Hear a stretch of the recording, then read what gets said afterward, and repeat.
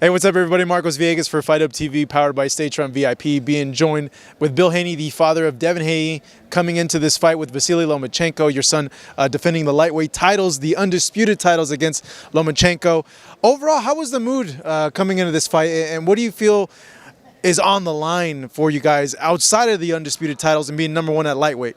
It's like the last day of school, right? When the summer is about to start, you just can't wait. You're looking forward to that day, that last day of school. You got your outfits out, and you just can't wait.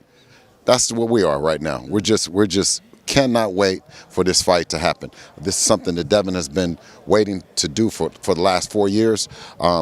We've had unprecedented resistance from Team Lomachenko, as well as what he's been saying. But we know that this is a fight that the people want to see, all right? We don't take anything away from the 3-division world champion with 2 Olympic medals, and it's just a fight that we know that the people wanted to see, and now that it's happening, we couldn't be more excited.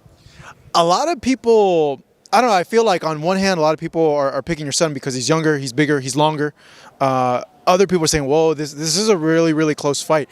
Do you feel we kind of fall in the middle, or do you feel that, like, nah, like my son is the favorite for a reason, and all those things that I just listed is why? Well, you see, right, when you see him stand up there's no big size difference like everyone is saying. It's a matter of skills. Of course, everyone that is giving their opinion because they haven't been in the ring, it's all based on an eye test.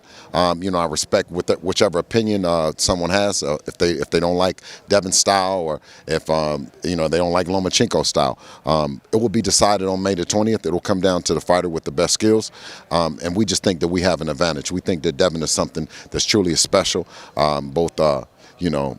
I can't give away the details to what makes him special until after May 20th, but you'll see a dominant performance for sure. Oh, wow, yeah. Dominant performance for sure. When you look at the last 2 fights of Vasyl Lomachenko, do you see that, like, he's not the same fighter? Or do you feel he's still the same? It's just the last fight it's a little tough because the guy was a sparring partner. And when you fight sparring partners, it's kind of tough when you fight those guys because they know you so well. Well, yeah, a sparring partner will have a certain expectation from you, but it's still a fight. He won his last fights. We take nothing away from him or take any credit away from him. We know that right now, at being at the top of the game, everyone gets up for you. So it's not surprisingly that Ortiz got up for him. But we take him very serious. Lomachenko, we don't think that he's lost a step in any stretch of the imagination. We're preparing for a healthy, I would say an active Lomachenko. As long as he's healthy, we know that he'll come to the on fight night. He'll be active. Yeah, because a lot of people have suggested about Vasyl that he's lost a step, that he's not quite like spry like he was a few years past. But it's like it's weird because, like, I don't know how you can really gauge it because of the last fight with like you mentioned, with the sparring partner, and maybe he didn't get up for that one because of the name of this opponent. But given that this is what he said is his last chance to be undisputed, in his opinion, and knowing that Devin's a really high-skill guy, you got to expect, like, no, we are going to get, like, the Loma that everyone's used to. Oh, yeah, most definitely. Devin is getting up for Loma. Loma's getting up for Devin. So you expect for a high-level, high-intensity fight. Loma hasn't lost a step. He's in his prime. He's younger than Terrence Crawford. You know what I mean? So for all intent purposes, we expect Lomachenko. So I know you've brought it up to Vasyl. Devin's brought it up to Vasyl. I mentioned his clinch work on the inside and how you feel that he could be a little bit dirty on the breaks. Is that the only thing you guys noticed, that you feel that he does dirty, or is there other things that you guys have noticed in doing the prep for this that you feel like, nah, like, this guy does some sneaky stuff in there? Well, if the ref says break and he says to break, but you break and then you get hit on the break, it's different. So we'll see what kind of approach the ref has for that. I've heard before when the ref says, when I say break, you must break. Whatever I say, you must obey. But at the same time, once you break, then you run an opportunity of getting hit. So we just asked, I know Devin did, he asked him, do you plan on hitting on the break, or do you, what do you do, kind of just, I guess, getting in his psyche, getting in his head. But ultimately, we look for the fight to be decided in the ring between those two men and it be a fair fight. Yeah, Vasyl, I don't know if he dismissed Devin's jab, but he mentioned like, hey, if you don't know boxing really well, of course you're not going to be able to manage the jab. And it kind of come off like he's kind of dismissing him in a way. But have you been watching what he's been saying about Devin's skills and the jab and all the tools that Devin brings into this fight? And if you have, like, what do you make of his approach, his response to that? Well, at this level, if you only have one tool in the toolbox, you run it short. So, and if he's expecting Devin to him to only neutralize the one tool in his jab, then he's going to be surprised. I don't go into it and say that Lomachenko only does one thing well. I know that he does several things well, and it's about Devin making the right adjustment on May 20th.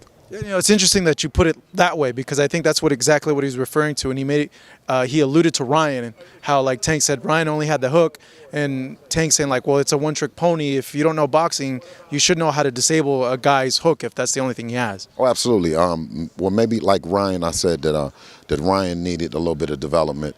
That was his first big fight, his first real test. I wish him and his family well, and hope that he can get back, get back to the main stage, so to speak. But yeah, at this stage, you have to have more than one tool in the toolbox. And Devin will expose Lomachenko if he thinks that if he's only preparing for the jab. Speaking of the Ryan and Tank fight, what'd you make of it? And my follow-up will be, what'd you make of how it ended? It was a good fight between two very talented young fighters. I believe that, and gave Tank the edge and experience, and it showed. Under the bright lights, Tank doesn't freeze up, and neither does Devin. I think Ryan Garcia got caught up in the lights. He overextended his right hand and gave him the liver. It ended the way that God's plan. A lot of people have suggested that Ryan could have continued and that he quit in the fight. What do you make of that, or people bringing that up? Well, then I could just say that you've never been hitting the liver. No, speaking of which, too, last weekend, Tony Weeks, he's not refereeing this fight, is he? With what happened with Rolly and all that? No, Tony Weeks isn't refereeing the fight. I disagree with the stoppage as well.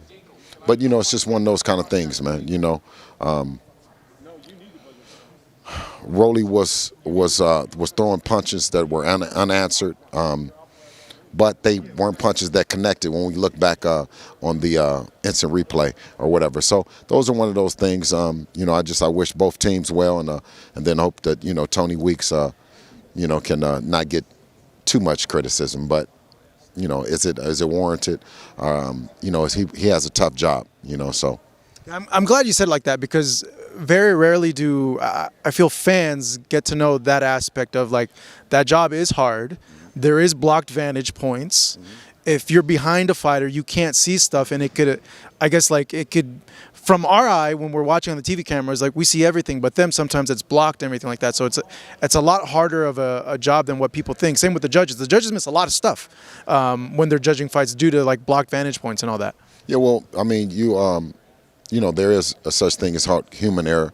You know what I mean? They're not robots that are doing this. So we have to understand that humans do make mistakes.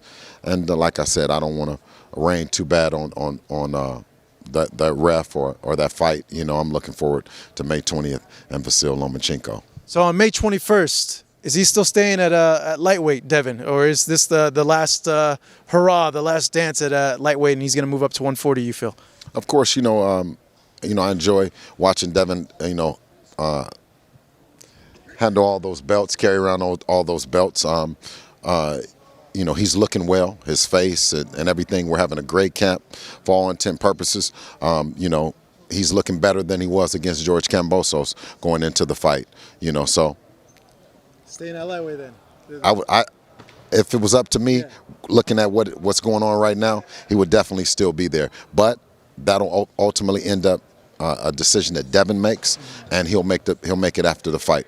Yeah, because I remember the second Kambosos weight cut. He looked like pretty sunken in, and I didn't get a good look at him today, but he doesn't look like that last thing, the last fight. What made the difference, you feel, with the weight cut this time around? I just think that the unknown, a lot of being in Australia and not having your usual diet, your usual atmosphere, so to speak. So, that played a big factor in it, not going over there but once, but going over there twice.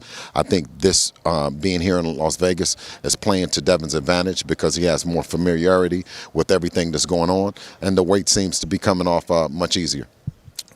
Tank obviously beat Ryan. A lot of people are calling for that fight between your son and Gervonta. Do you think it happens? Are you confident it happens? Is it a fight that you feel that it must happen, if not at 135, at 140? Well, just like, we're for the people, by the people, of the people.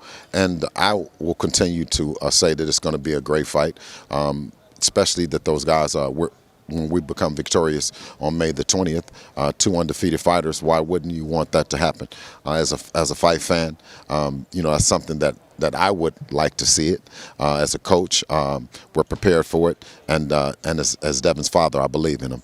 So for all intent and purposes, that's something that we look forward to, but we cannot look past Vasyl Lomachenko. We're 100% concentrated on May the 20th. And being victorious, and then we can answer those questions. Lastly, for you, Bill, I know this is the last fight on the contract. What are your guys' plans going forward after? Do you guys want to kind of test the free agency waters, see what's out there, or are you guys going to kind of go back with Matchroom and Eddie, or stick with Top Rank? Where are your guys' heads at in terms of that? Dominate Lomachenko on May 20th and make him pull the Brinks truck up. All right, there you got your answer right there. Hey, Bill, as always, thank you. Good chatting with you. Appreciate it. Bill Haney, the father of Devin Haney. This weekend, his son defending his undisputed lightweight titles against Vasyl Lomachenko on pay-per-view. Thank you so much for watching this video, and make sure to subscribe for more videos of your favorite fighters over here on Fight Up TV, and give us a follow online as well at Fight Up TV on Twitter and on Instagram. We appreciate it, guys.